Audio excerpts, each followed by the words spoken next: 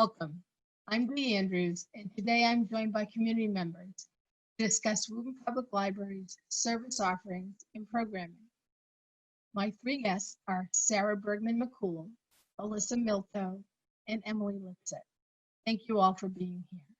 I know the library means everything to me. It's been the center of Woburn for me for my entire life. Can you tell me a little bit about what the library means to you? Elissa, do you have something that you can share? Sure. So I definitely have things for me personally, but I'm just going to talk about my kids for a second. Just as they've been growing up, it's been really great to go into the library, into the children's room, because they know when they go in, they're going to leave with a pile of books that really are perfect for them, because the librarians, have known them so well. So they'll walk in and maybe a librarian will say, "Hey, this new book just came out and you should come over and look at it." So for me, I always just have that feeling. I always think about driving them there and going in and just sort of watching them do their thing while the librarians were helping them out. Exciting. They enjoy the library then. It means a lot to them. Absolutely, yeah. I mean, visits to the library, they're older now, so they can go on their own. So I don't see what's happening, but definitely that was a highlight of the week when we go in. Great. Emily, did you have something to share? Yes, I too am a huge fan of the library, avid library patron. My family and I have been living in Woburn about 8 years now, and we've been active library patrons since the very beginning. And I think one of the fantastic things about the Woburn Public Library is the way that it helped present an entrance into the community for myself, my husband, and so many other people. By participating in groups at the library, I got to know other people in the community. By getting to know the librarians, I made other connections to Woburn residents, and that's just so valuable in helping build community and find access to programs. I'm also now the parent of one school-age child and one toddler, and their opportunities to engage and learn and get access to materials at the library are just fantastic and really, really important. That's wonderful. It's so important to have that place to go and that place to have resources. Sarah, do you have an experience that you can share? Yeah, absolutely. And I second what Emily and Elissa have said, because I moved to Woburn about 6.5 years ago. I was walking distance to the library, and it was absolutely the community place that I went to and was able to get to know a lot of community members. The librarians that I met early on when it was just me were always welcoming, suggested books, helped me find things when I couldn't figure it out. And then I now have 2 kids who have gone every week of their lives before the pandemic to the library, and not just the children's room where we spent most of our time, admittedly, but everybody in the library was just so welcoming, and we engaged in events and programming, and were able to really take advantage of some of the special things that Woburn does. In terms of being able to provide museum passes and do summer reading and be able to have these great crafts and story time, especially in the new building. They do a really great job of that, and that's been essential to me and my family. That's so exciting. I'm so glad that it serves you as it serves me. Have your children had a different experience since the pandemic? Are they feeling differently? Anybody? Emily? Yeah, I'm I'm happy to respond on that. So since the pandemic started, we have not been going inside shops or shopping or going to stores, and so we've tried to take advantage of all of the curbside and remote options or virtual options that the library has provided, and it has been very different for us, and the children really miss being able to see their librarians. There's, the internet's great. I have lots of things that we go to find storybooks that are read aloud, or different music people or other librarians who are providing services, but our local familiar people we're not getting to see, and the kids certainly miss that. So they're missing their friends as well as their ability to connect. those relationships are so important. Yes. Does anyone else have an experience now that we're kind of in the middle of a different world? Yeah, I think, in some ways it's been really fantastic that, Woburn has made the move to try and reopen sooner than some other libraries and to provide access in that way. But there are, some definite concerns with that situation, right? It's great to have the building open and access to it, but obviously there's a concern that, things be done safely, and, that still limits what activities can take place in the building. Going into the building now and being able to, visit the children's room, it's not quite the same fun playtime experience that, the kids would normally have. And that's understandable given the COVID restrictions. But it is hard when they still can't visit some of their favorite librarians, or if they still can't, find someone readily available to help them find a book or guide them to the new series, or, help them understand how things are laid out now, given the recent changes. So I think it's, we have this fantastic resource, and we want to make sure that we're getting to enjoy the full benefits of it, even during these COVID times. Thank you. Elissa, did you have something that you wanted to share? I do. So my son has autism, so he has a disability, and he always felt very welcome at the library. The librarians all knew him, which is really important when you're a kid with a disability, that you feel really welcome and that people understand you. And every time you go in, you don't have to explain me explaining it or him talking about the differences he has from other people. And so he's tried to participate in some of the online stuff, but felt very uncomfortable doing it, add a little information about each of the classes online. And these are things that he, Annie used to be able to talk to him about. And I have to say, the response from the library has not been very good. He's written emails and nobody's gotten back to him. He's asked to speak to the leader, the teacher from the online class, and been told he can't. I know other people have filled out accommodation forms requesting accommodations and haven't really gotten anything back about that. They've gotten a response, but they don't actually talk about the accommodations. So it's been really upsetting for my son, who's now in high school, that he can't do some of these programs because he does not feel like he belongs at the library because, people aren't getting back to him. And so he's not sure how to access that. So for us, that's just really a big deal. This place that was really welcoming before, it feels like there's now this barrier for him to participate. Thank you. Now, I've experienced barriers to entry, if you will, at the library, some of those Google Docs and the forms that you need to fill out. Has anyone else had an experience like that? Emily, did you have something? Yeah, and not to focus on just children's services too much, although I think that's a really important part of the library, but I think one of the great library programs and collaborations with the public schools is summer reading. And this year, a year more than ever, when kids were looking for something to do and a way to connect to the community, summer reading was really lacking. As far as I understand it, there was an online version of summer reading, but it was really difficult to find and access.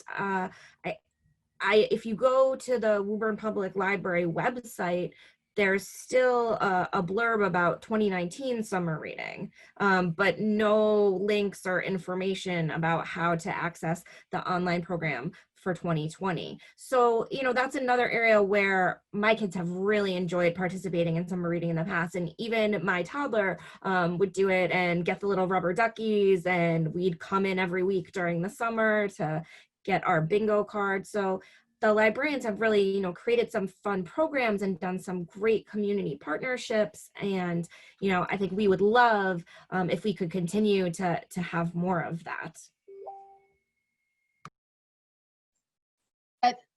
That's a challenge. I've seen others have had that similar experience. They haven't been able to get to, participate with others in those contests, the things that get kids reading really early. I wondered if you found that the availability of resources was up to par or what you would expect in such a time. Sarah, did you have an experience? Yeah, and I was going to build a little bit off of the summer reading because it was one of the times this summer where with the pandemic, lots had to change. I mean, the library wasn't open. We had staff who weren't able to do what they used to do. We had the entire community in a new space because of the pandemic. And we, our family loved doing the summer reading. And what I found was that we didn't just love doing it because we kept track of things and we got the rubber duckies and did it, but it was the relationships that the kids were building with this institution in Woburn and really feeling connected. And that this summer we missed that so much because we tried to do the online service, but for kids who could barely read or not read at all, it wasn't, it was just too much technology and there was zero reward for the input. And we missed that connection to staff who were excited about what our family was doing, who was sharing kind of in the joy of reading with other peers, with other friends, and that we could bond over this kind of shared experience. And that's what I miss about the library now is being able to have those connections to my community through the library, because the library has always been kind of a vessel for holding all these different people in the same space and welcoming them in. And that's something that I notice now, and I continue to try and find ways to have that connection to the library while I do curbside services. And so I make lots of phone calls to the library, but it's a challenge to find the person who answers the phone may not be the person I want. And even if the person that I'd love to talk to is working, they may not be able to be on the phone. And so it's been very disconnecting, even though the library is currently open for somebody who's not going inside the library. And I'm told by folks who are going inside the library, but they also have that disconnect and aren't able to maintain consistent relationships with people in the library, because that's what it's always been for us. It's a beautiful building, it's beautiful books, and it's an incredible resource, but it's the people who made it so special and who still, anytime I get someone on the phone, they are going above and beyond to try and help me get a recommendation for a book series or help make sure that my books get out to curbside. But that is few and far between as opposed to how it used to be. To add on to what Sarah's saying about those relationships and being part of that community group, yeah, I think that is so valuable, and not just for the kids, but also for the adults. I mean, for, parents who are bringing their children, but also for adults participating in adult programs at the library. I've been part of the Novel Ideas book club for several years. It used to be run by the previous director, and now one of our librarians, Hermaine Gordon, has taken it over for the last few years. And she provides such a valuable service, not just, talking about books and facilitating the conversation, but being that conduit for community building. Throughout the pandemic, Hermaine made it a personal mission to stay in contact with the folks who had been regular members of the book club. And that's something I appreciated so much. And, a lot of the people who participate in the book club are older, retired people who, during the pandemic might have felt more high risk and really haven't wanted to go out in public or even come to events at the library. And having a way to stay connected, having a librarian who's keeping in touch with them and helping them access things. Hermaine didn't just set up book club meetings, but I physically watched her help tutor people on how to get online and how to, access the meeting via Zoom. And that is, so important. And that just, I can't say enough about, what that provides to the community and how there is, real interest in continuing programs like this and building upon what's there, and just the valuable service that the librarians can provide. It's so important that we have that extra added value. Elissa, did you have something to add to that? I did. I know my feelings, and then listening to Sarah and Emily, this is a community resource for kids, for the adults. And I always worry about the people who have a harder time accessing things, not only kids with disabilities, but adults who can't read or don't have internet access. Not only can't they fill out this accommodation form that would allow them to have access, there's not another way to really do that, but just that piece is missing from them, and they really need those personal connections. Emily's talking about older people. I think those are the people who are probably less apt to go online and try and find these resources. And if they're hidden down a few layers, they're not going to go and look for it, and they're going to miss out on some of the things that are there. So, when I'm thinking about the library, I want it to be a place where everyone feels welcome and everybody can access what they have. And just feel like, I feel like I ended up the last section with saying this. I just feel like there are barriers to this, and like it's really hard for everybody to feel like it's their library. I'd actually like to just kind of jump off Elissa's last point, if that's okay.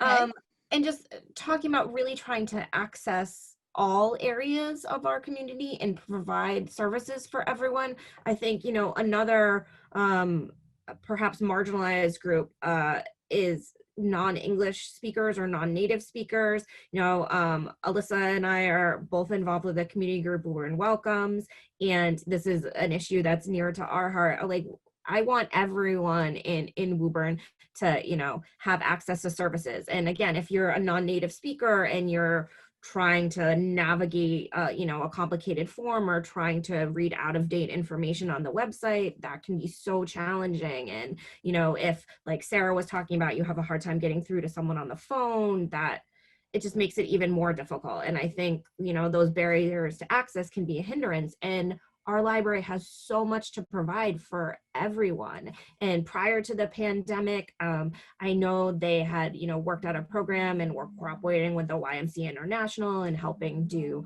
citizenship classes. I know the library had also done a program working on like teaching, basic technology literacy skills to adults, right? And in order to help provide some of those basic skills. And those are programs that aren't happening right now. And, it would be great if more things like that could still be going on. And I've heard that there's a desire for our staff to be leading those online offerings. Elissa, you had your hand up. Is there something? I was just going to lead into that point you just made, Dee, that I don't think, we need to look outside the community for that. I think a lot of those services can be provided by the librarians, because they've been doing that before, and they can facilitate those conversations. But I think it also, people who are in the community might also be able to help out with some of those things if the library is like this hub. But I think, having the people who are leading those things be the people in the community, I think is really important to help, especially the marginalized people, just feel more included. Yeah, I think that's especially true of, the children's programs. Like, we've all really spoke to the importance of facilitating early literacy and the relationships that children's librarians have made with our kids. And I used to bring my daughter, Clara, as an infant to a story time that, Christine, a staff member in the children's room, used to run. And that was a fantastic baby story time. And, people came from other towns to go to that story time. And unfortunately, we can't do it indoors right now, but we have staff at our library who could online or outdoors or, in a socially distanced way, provide some of these same really important community building programs. Yeah, and I will second that, Emily, because we have very much wanted to have connection to the staff who are there, but also we missed the kind of cohort of peers that we would every week be going to the story time or doing the crafts, and it really felt like there was hope that we would be able to do some of this virtual programming that is non-existent by staff, as far as I can tell, for children.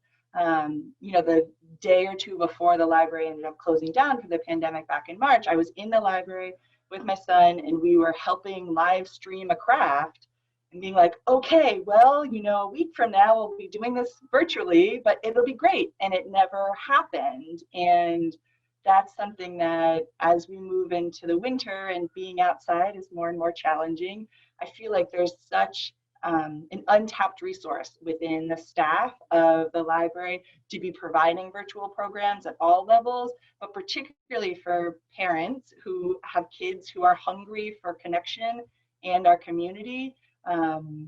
It's really something that I wish was happening and I would take so much advantage of, because right now I'm going to other libraries and looking for story times with people that we can build relationships with in a consistent way, where every week we'll be able to do that. And right now, Woburn Library isn't providing that with the staff that I'm aware of and that I'm able to access. Yeah, I think, and also, I mean, this is going to end one day. So like COVID. So, I mean, it would be great to have that continuity and to have those relationships continue from before COVID, can go on throughout. And then when it's over, even if maybe kids haven't seen librarians ever in person, they'll recognize them when they go in. But Sarah, you were saying, I mean, definitely we're looking for programs at other libraries. We're also paying for things that we used to have, that used to happen at the library. So, as a taxpayer, I am not very happy about that, things that I think could be done remotely. Well, I mean, they are done remotely because I'm paying for them. But the library could be doing that piece for more than, 4 children. I think there's been one program I came in to do that was like only 4 people were allowed to do it. But like, that doesn't seem very equitable. And also isn't equitable that I can afford to pay for it and other people can't. That it should be for people who can't, everybody should be able to take care of or take advantage of these resources. Yeah. And, in terms of like getting the most for our tax dollars, right? We have all mentioned great staff that we have at the library who, are ready and willing and capable of doing, a diverse type of program for children and adults. I'm actually right now wearing earrings I made out of a pages of a book at like a craft class that I went to back last year at the library. That was awesome. And I know, there's concerns now about not being able to do things in person, and, especially, some older adults don't feel comfortable going out. They don't want to participate in, any class that's run by someone who can't wear a mask. These are real concerns, and obviously we have to make adjustments for those times, but we do have staff available to provide some fantastic programs that we're all really excited about.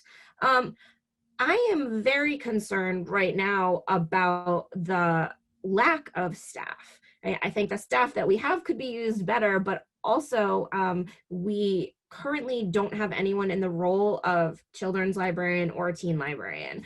We lost 2 beloved staff members within recent months.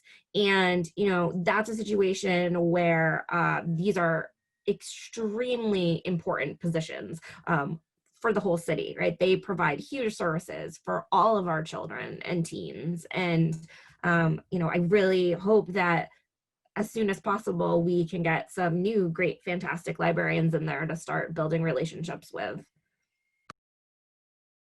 That makes me think, Emily, like so many times, like you hear people as adults or like teenagers saying, there was a teacher, librarian, somebody, the reason they love to read is because somebody gave them a book. They knew them, they knew that they'd be interested in, and they were able to sort of slip in there and get the kid interested when they were young. And I feel like if you don't know the kids, and if there are no people in those positions that know what books are coming out, I mean, even that, like, how do they know which books to buy right now for kids?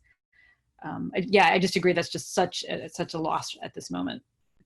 Right, like the programming and the expertise and the relationships. I think that's a great example, Elissa. I am also a teacher. I teach high school history and English.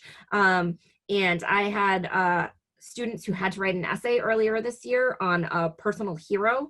And I had one boy who wrote about his librarian when he was in middle school and how, she always took an interest and got him good books to read and had a book club with him, even when nobody else was interested. It was the sweetest, most touching essay. And I think, you're right. As adults, we don't always hear those stories. We don't always know the importance of those connections, but yeah, they're absolutely there. Thank you. That's so important. I always think of the library as Woburn's castle, and I think of the librarians as gatekeepers, and those gatekeepers can either welcome you in or kind of keep you out. And I have always found at the library people that I've really engaged with and who really engaged me. It's made a difference in my life, and I like to see that it's doing that for other people. So it's disconcerting when it seems as though those programs aren't being offered. But what I'm concerned about as well is that it doesn't seem like it's feeding our librarians or their library professionals who are giving so much to the community professionally.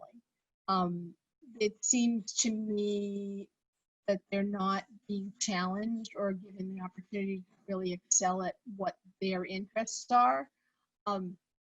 Do you have any particular wonderful stories of how a librarian has changed your opinion or changed, given you something that you can take away that you're missing right now? Yeah, well, I'll just say that in the during the pandemic and the experiences I've had, I've interacted with new librarians that I didn't have a personal relationship with before. And it astounded me how many of them knew my name and knew my children's name. I don't remember having talked with them, but the above and beyond that they've done for me and for the kids have just been fantastic. And we do curbside, and the system is not very efficient at telling you when stuff is ready, or you show up and you think you're going to have something there and there's nothing there, and you have two kids who are crying in the car. And I've been able to get a couple people on the phone and say, I have a break coming up. I will pull some books for you and bring them out so that you can get them safely. And just that kind of love for reading and sharing their knowledge with my kids and with myself. And like, that's such a win as a mom to be able to, go into the library is like the thing for our kids, that they're able to get this during the pandemic and get new adventures to go to and that we read the books. So I've just been really impressed by new librarians within the Woburn community who really stepped up and done small but very important things for me and our kids. I think I'd love to see, I would love for the library, there to be a conversation between the librarians and community members so that we would know what resources they had to work with, and they would know what we were interested in having at this moment. I think there's like a COVID time and a post-COVID time. There's maybe different things, but I don't feel like there's been a lot of interest, and no one's really reached out to find out what the community wants and what we need. And that just seems really crucial when you're thinking of like stakeholders and, customers, clients, however you want to look at it, to have a better idea of what's important to those people. And I just feel like that's been missing from the conversation, that there's an interest by the library, maybe interest isn't the right word, but the library sort of reaches out to community members to see how we can collaborate on things and make what the library offers better.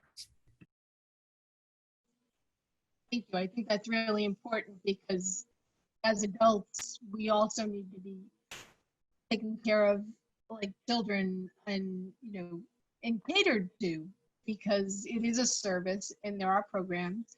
And if we're not being served, then, there's a conversation that's needing to happen there. And we pay for it. To put it, to be frank about it, we're taxpayers, and this is something that, we all value about this town. And especially when that building opened, I just, people from the towns around were like, oh my gosh, your library. And I was like, I know. And it wasn't just the building. And, you know, I was always like, the librarians, you should see the amazing programs that they run. You know, they worked with the movie theater in town to have, you know, to share a movie. And I mean, that was really what made it. The building's one thing, but, you know, you can have books in a building and nothing engaging about it. But it was just all the thought and the conversations, and really just, they were trying to do things to answer sort of holes in the community, which I just valued so much. Yeah, to speak to, you know, Elissa's point, I think like some of the best programs happened even during the construction when the library was housed in that small temporary space.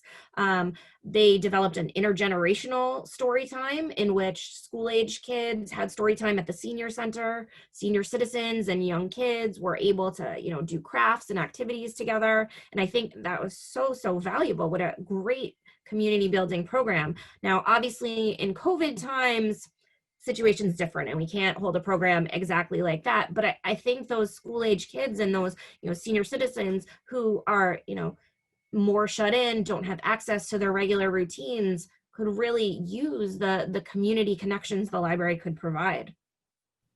Yeah, and Emily, that was, I mean, with my two kids, I participated in programs weekly for like the last 6 years. And we went to the senior center for the first time because the library was hosting those there. And it was a new space I would have never gone to. And it became a really valuable place for us to go. And like we would shop in the little thrift store, and we got to meet a lot of really interesting community members who had a lot to offer to myself and to the kids, and those senior readers who carried over when the new building opened. That was only because of the relationships that the librarians really worked on, and that communication and care and intention that went into making that happen, which is what you were speaking to. And I do think that communication piece and that care piece don't seem to be discussed right now, and being part of the conversation about what are the services that the library are offering that we really are appreciating, and which ones are we hungry for as a community. And I find that there is a lot of knowledge and expertise within the staff that isn't being utilized in pre-pandemic ways. People are in new positions, in new stations throughout the library. And some of that makes total sense with coronavirus, and some of that I'm not sure why we aren't having the same kind of connection and communication ability with staff in the library that we did pre-pandemic. And for them to be able to work together, like the children's room used to work together, like all of the staff used to work together as a team to come up with what programs to do, and where are the holes and how do we fill them, and who are people in the community we can reach out to work together. And not feeling like that is happening now, both from the desire of the library to make that happen, and also some of the staff are gone who were essential to doing that. And so figuring out how do we bring back the community piece to the library and really connect all the different parts of our community in the ways that so successfully were done before.